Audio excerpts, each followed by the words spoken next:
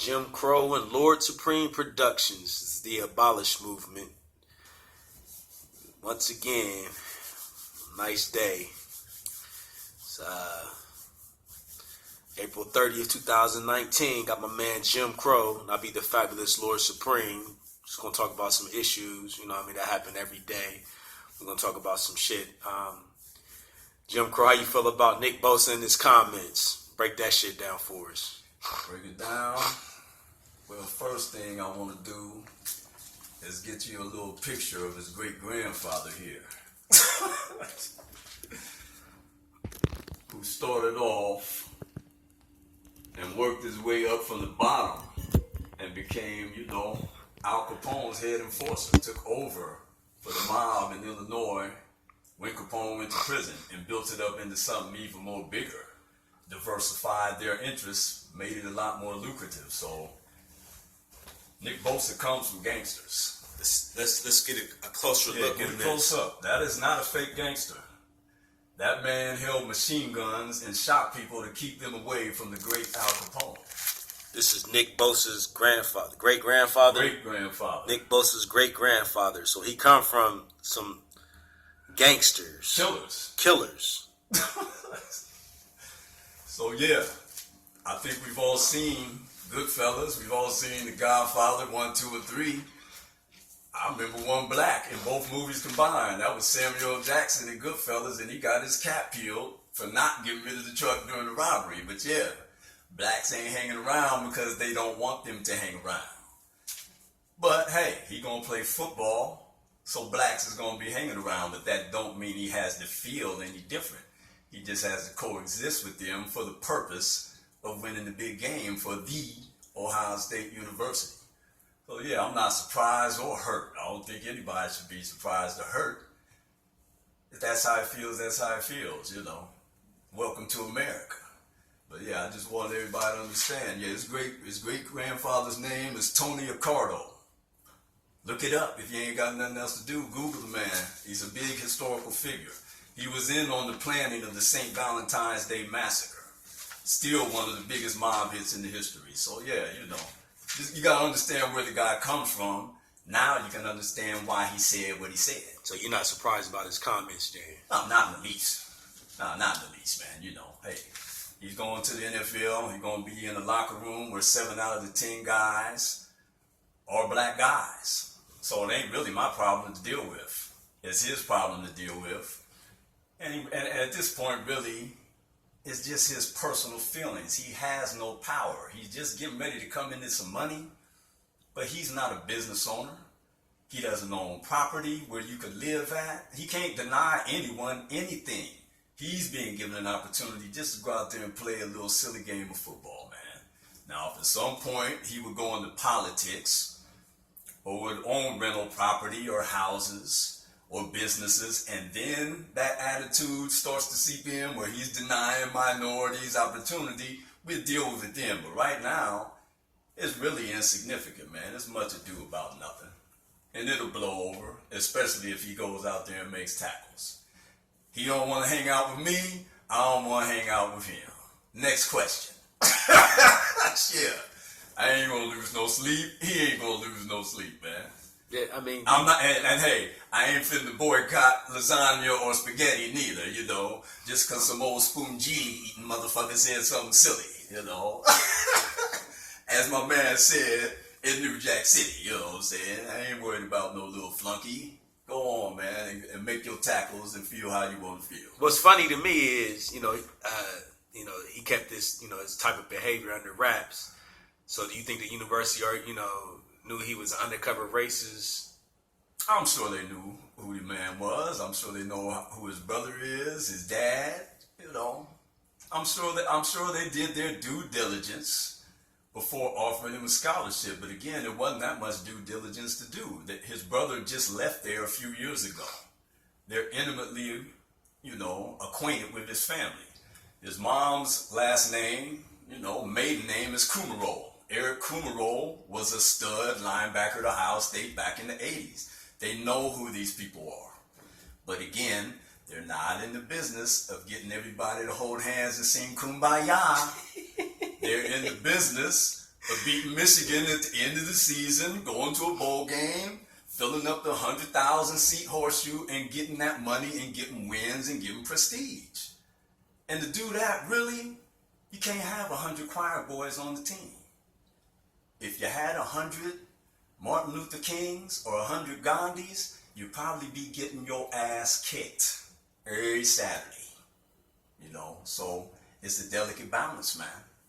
Just not too much poison in the pot. You can have a few little bad elements, quote unquote, just not an overwhelming amount. And you just got to overlook it and say, hey, he's an asshole in this area, but over here there's some redeeming qualities. Namely, he can sack the fucking quarterback. We'll overlook the asshole elements over here. And that's all it is. So you're saying it's a fine line between him being an asshole and him being a great athlete. That's what it is. That's the only line.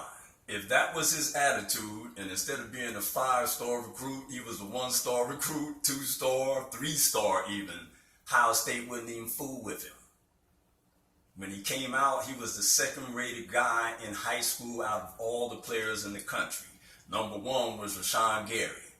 Same class, but he's a defensive lineman, went to Michigan, which happens to be the school I root for. So I really don't give a fuck what Nick Bosa doing. If that's some embarrassment for Ohio State, so be it. I root for the team up north. Even though I live in Columbus, Ohio, you know what I'm saying? So it's just a little extra something for me to giggle at. But yeah, this too will pass. Just like the Urban Meyer covering up for the dude who was terrorizing his wife for 10 fucking years in Florida and here. Uh-oh. This too will pass. Uh-oh. So can you say that one more time? Hey, Urban Meyer covered up for a domestic terrorist. You know what I'm saying? A man who was terrifying. Beat the shit out of his wife. Yeah, scaring the shit out of her, threatening her safety and well-being in 2 states, not one. He traveled from Florida to Columbus to continue his bad deeds. You know, the funny shit behind that is my man, Urban, said he didn't know nothing about it. Right. I believe that, don't you? The dude was what? He was Earl Bruce's grandson, wasn't he? Listen, you so can't, that's that good old boy network. He knew who the kid was, but the kid was connected. Listen, you can't hang with me all day, every day, and we work together, Yeah. You know what I mean? And I got a wife or a girlfriend, whatever, and you're not noticing how I'm talking crazy to her or me putting my hands on her, choking her out. He's had to have seen that. You can tell chemistry, man. If you can see a man, you can look a man in the eye and say, oh, he's nutty. If a man and a woman invite you and your girl over their house and there's 2 people on each side of the table having dinner and drinks, you can tell if something is amiss on the other side of the table, bruh. Like, you think this woman getting beat down verbally every day of her life, hands put on her too, and she's just all bubbly and all smiles and giggles when you come to dinner? There's gonna be some heaviness in the fucking air. Ain't nobody stupid, man. He knew, but again, this guy's grandfather or whatever the hell Earl Bruce was to him, I want to say it was his grandfather. He was Urban Meyer's mentor. I owe this man a favor. You know what I'm saying? His kin got my whole career off the ground. This dude is like a second father to me, and yeah, his offspring is a fuck up. I'm gonna overlook it. And that's all that was. That was, hey, a favor for a favor. But to act like he was in the dark, I don't believe that, man. Ain't no way. And I also don't believe his wife didn't know. Because I know when the ladies get together and drink their red wine, they talk about they sorry ass men. And I'm pretty sure she said, help! There's a psychopath sleeping next to me upstairs in the bedroom, and me and the kids are scared. She said, my husband turns to Michael Myers that night. Bruh, again, all these sacrifices made to win the game. We see it in college and the NFL. If your talent outweighs the trouble you bring, what trouble? Now let your talent level dip, that's when we see fools get cut from teams. But if you can promise me 3 touchdowns every week, hey, we can overlook a little erratic behavior here and there. Be averaging 2 yards a carry like Ray Rice, can't overlook that. Zeke Elliott, you done slap this chick up, but you give him 5.5 a carry. Let's go over there and take a time out for a few weeks. Come on back week 7. That's the game. So the more productive you are, it depends on if the higher ups can turn their head and not give you a lesser penalty. Hey, here's what you bring to the table as far as your craft, and here's the trouble you bring. Okay, his talent is still high. Trouble's high, but the talent's high. Let the scale dip. Let your talent come down here, and the trouble's up higher than the talent.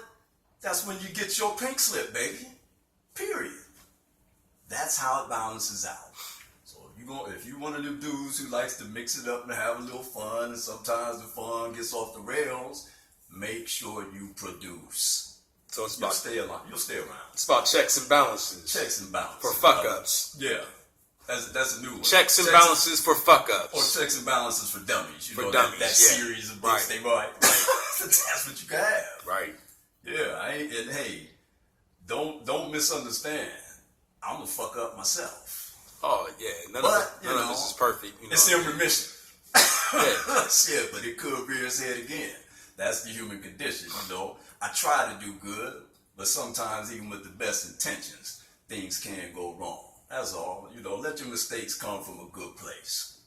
Let your mistakes come from a place of love if you can, not hate. True indeed. Or malfeasance. That's the goal. True indeed. We ain't perfect, but we strive. All of us strive. Oh yeah. So those comments, you think those comments that Nick Bosa made, you think that made the Ohio State University look bad?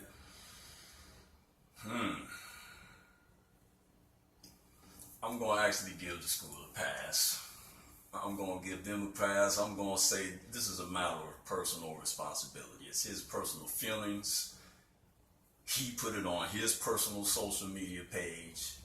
He did not ask the athletic department if this was okay before I press send. Like, he took this impetus completely on himself. Now, whatever his motives are, he probably ain't even going to speak to it. He deleted everything that was on there. And it's going to be asked, I'm sure, when he reports to camp for the 49ers, but he's going to give a canned answer like athletes do. Look, I'm just trying to move on, worried about the season, just trying to go forward, blah, blah, blah. He ain't gonna really say where his headspace was when he posted that shit about Marvel's Black Panther, worst movie ever. Beyonce's music is trash, I think as he grows, he'll realize he can even express them same feelings, but just better. Maybe he meant, look, this obviously is an assumption. I'm gonna assume he don't even listen to Beyonce's music. I don't. He's a hulking 20-some-year-old Italian football player who I probably think is heterosexual. What the hell he gonna be doing listening to Beyonce? I'm a black man who's heterosexual, fully grown. I don't listen to Beyonce's music either, my damn self. So that's why I would just say, hey, I don't even listen to it. That ain't my thing. I don't listen to country music at all neither. But I'm not going to name some country artist and say, oh, that's just trash. It's music. It's different genres and you like what you like. But just like with ice cream, if chocolate's your favorite flavor, that don't mean vanilla ice cream is garbage. So he could have just expressed it a different way. But yeah, I'm glad you're not no big Beyonce fan or Katy Perry fan or Pink fan or Lady Gaga fan, because that's going to look funny when you're 6'5", 285, and you're tackling grown-ass men for a living, and that's what's on your motherfucking rotation? Yeah, glad to hear you don't listen to it, but you could have just said you don't fool with it in a better, more constructive way. That's all. That's right. Yeah, that's right. all, man. Sweet. But, I'm twice his age. So he's going to have to live long enough if he's lucky and mature into that position. So yeah, I don't blame Ohio State. If they don't take him, he's over there at Clemson or Alabama. Or he might, oh no, heaven forbid, be over there at the big house coming out with a winged helmet and you got to deal with him. They definitely didn't want that. So better he be with us than against us.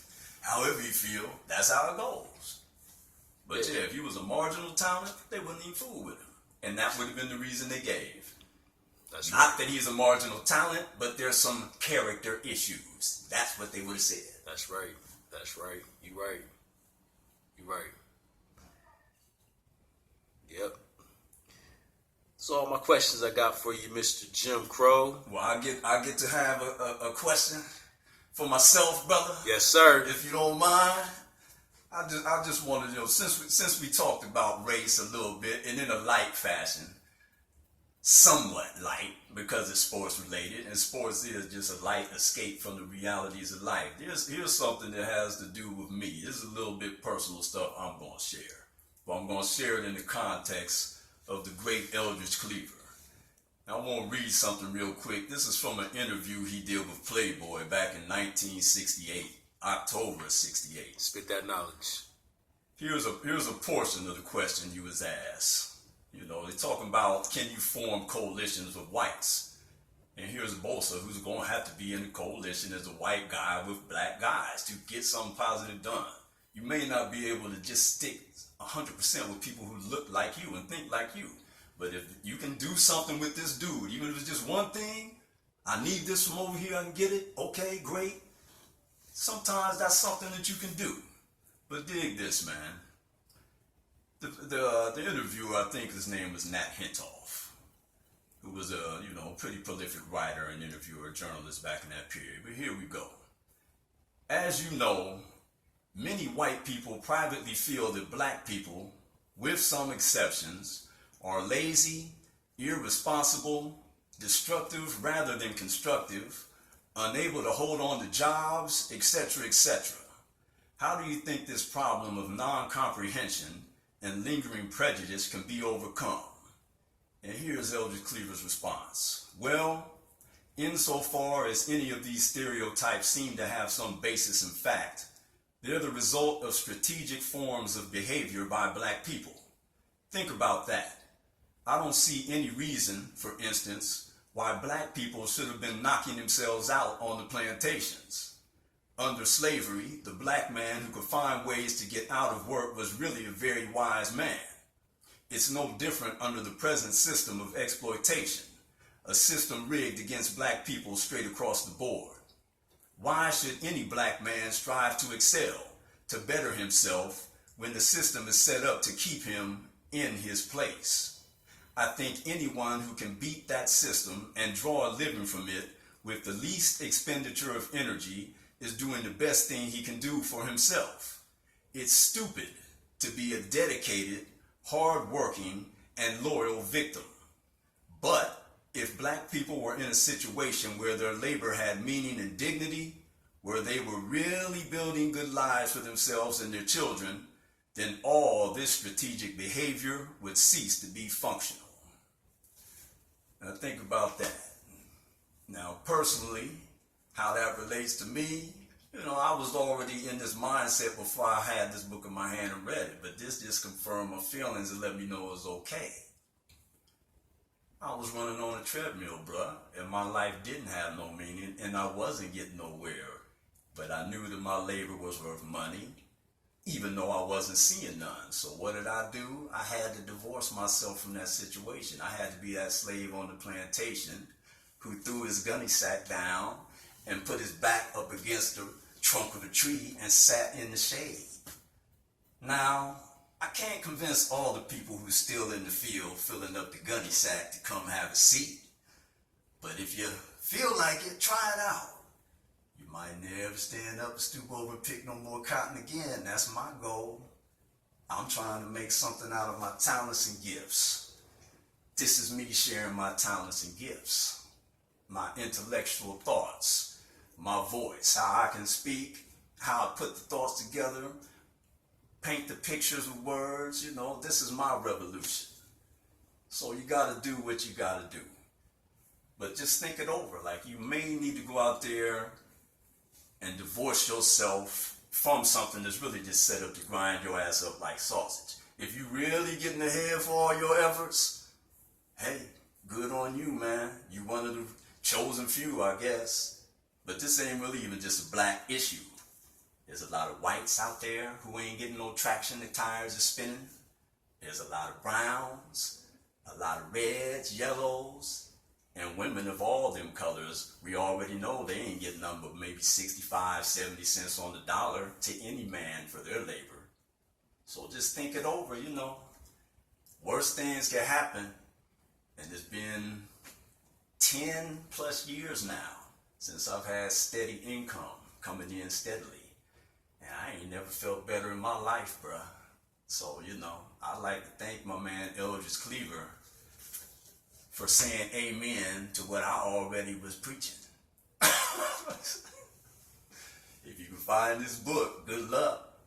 But if you can't find it, hey, at least you got it on tape now and you can listen to it and take it for what it's worth. Word life. And in closing, it's peace from Lord Supreme and Jim Crow, the Abolish movement. Peace, everybody.